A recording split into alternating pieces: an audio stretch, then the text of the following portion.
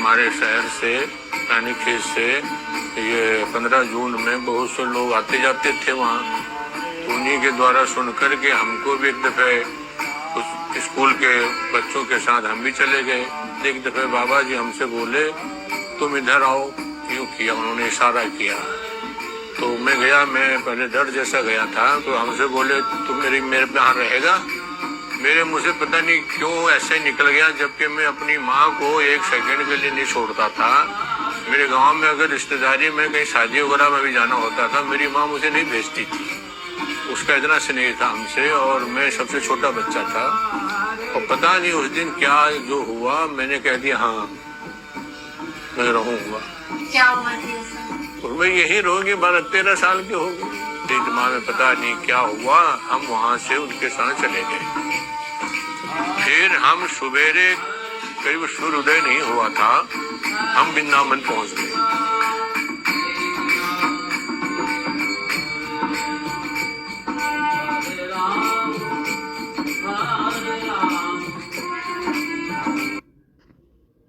वो मंदिर बनाया था एक आनंद राम मंगतू राम जयपुरिया थे, जयपुर के रहने वाले, उन्होंने बनवाया था मंदिर महाराज जी के आदेशानुसार।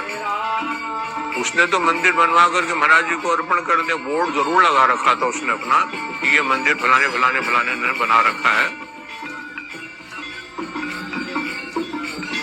तो वो जयपुरिया आए, मैं अंदर रामायण पढ़ रहा था, उसके साथ भी कई लोग आए थे उसके परिवार के। हमसे बोला ए लड़के इधर आओ। मैंने कहा लड़के करके कौन बुला रहा मुझे? सब लोग पंडित जी या पुजारी जी करके संबोधित करते थे। बोले तुमको किसने रखा? मैंने कहा महाराज जी ने रखा। बोले तुम तो ठाकुर हो? मैंने कहा हाँ। अब तुम तो कुछ जानते नहीं, पढ़े लिखे तो हो नहीं। अब मैंने कहा जो हूँ सो हूँ, मैं ज्यादा नहीं बोल पाऊंगा, नहीं आपको उत्तर दे पाऊंगा, मुझे महाराज जी ने रखा है बस, और मैं कुछ नहीं जानता हूँ। इतनी मेरी उसकी बात विवाद हो ही रही थी कि पीछे से आवाज आई जयपुरिया इधर आओ। पीछे से महाराज जी आए। महाराज जी इतनी तेजी से आ रहे थे, मैं समझा एक तो ये बिगड़ रहा है, और मुझे लगता है महाराज जी भी बिगड़ेंगे आप मुझे। तब तक महाराज जी के साथ साथ इतनी गाड़ियां आ गई कि वो भी सब भर भर करके महाराज जी का पहले कमरा जो बना था, बड़ी तस्वीर लगी है वहां तख्त पे, तो कमरे में जो महाराज जी गए और गुस्से में थे, जब तक मुझे बुलवाया। अब मैं और डर गया। मैं वहां जब गया मैंने देखा तो पूरा कमरा भर गया। हमसे बोले इधर आओ। महाराज जी बोले, मैं नीचे बैठा। हाँ जयपुरिया क्या पूछ रहे थे इससे?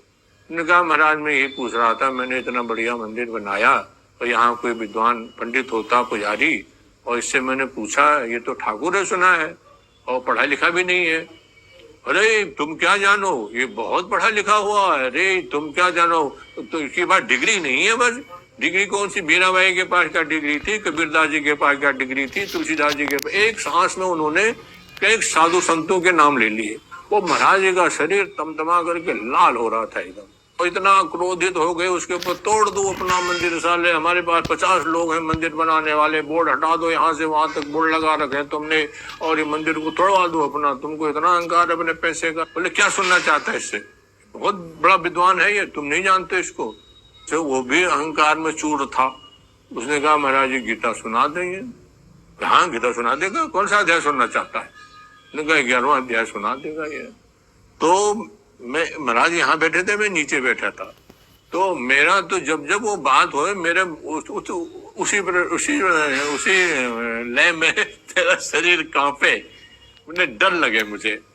तो महाराज जी ने एक दफे ऐसा कुछ किया कि यूं जैसे पैर बदला और वैसे कम्बल मेरे ऊपर ढकते हुए अंगूठे से मैंने यहाँ पर टच कर दिया, और फिर मैं बिल्कुल ऐसा बेहोश हो गया कि मुझे कोई फिर होश नहीं है। लेकिन ये मुझे लग रहा, आभास हो रहा था कि हाँ मेरे कंठ से आवाज आ रही है गीता के श्लोक, और इस प्रकार की आवाज, इतनी शुद्ध आवाज मुझे सुनाई दे रहे थे वो, लेकिन मुझे और होश नहीं हो रहा था।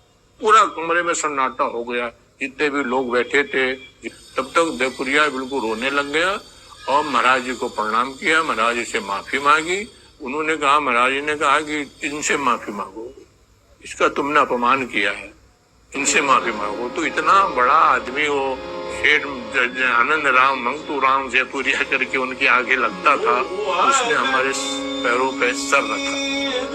गीता तो हमने कभी पढ़ी नहीं थी, रामायण और हनुमान चालीसा बस गीता हमने कभी छुई भी नहीं थी पढ़ने के नाम पे। तब से फिर हम वहाँ पुजारी नियुक्त हो। हर गजर वस्त्र वरण कीने, हर गजर वस्त्र वरण कीने, उड़ीनी उड़ी